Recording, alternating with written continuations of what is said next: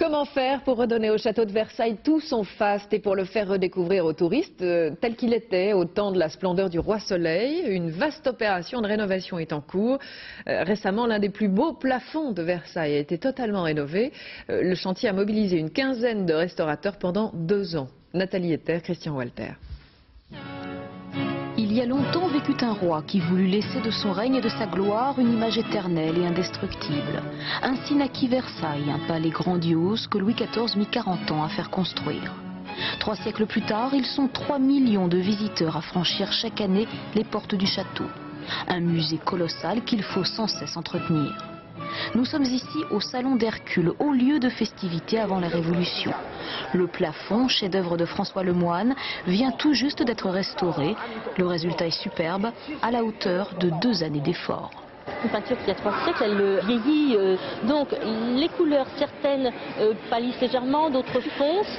En gros, c'est la même harmonie, les mêmes couleurs, mais on sait qu'il y a des différences. De plus, il y a des craquelures, il y a des couleurs qui réapparaissent plus que d'autres.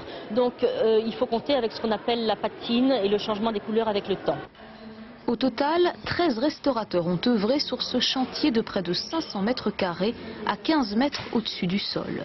Menuisiers, peintres, doreurs, tous ont travaillé avec ferveur sur le nettoyage de la peinture ternie par la saleté et dénaturée par de nombreux vernis. Une opération de grande envergure, mais qui s'inscrit dans une politique de restauration menée par Versailles depuis une 50aine d'années. De nombreux meubles ont ainsi été retrouvés, rachetés et replacés sur leur lieu d'origine. Petit à petit, le palais retrouve son faste d'antan, mais pour cela, il faut du temps et beaucoup d'argent. La restauration coûte cher par définition parce qu'il faut reprendre complètement les décors tels qu'ils nous sont parvenus, qui sont évidemment assez usés, qui ont vécu.